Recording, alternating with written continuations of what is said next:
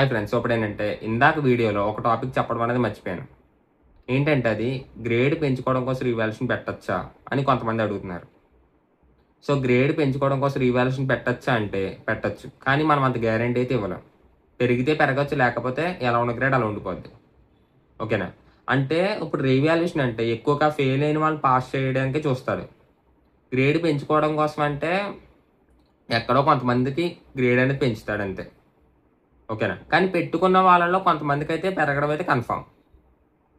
ఓకేనా? So నేనిచ్చే suggestion ఏంటంటే మీరు రాసాను అనుకుంటే రీవాల్యుయేషన్ అనేది పెట్టండి.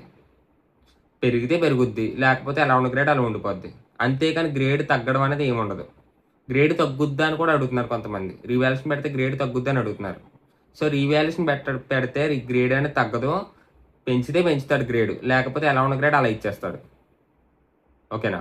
సో ఇంట్రెస్ట్ ఉన్న వాళ్ళు రీవాల్యుయేషన్ అనేది పెట్టండి గ్రేడ్ పెరగడం కోసం.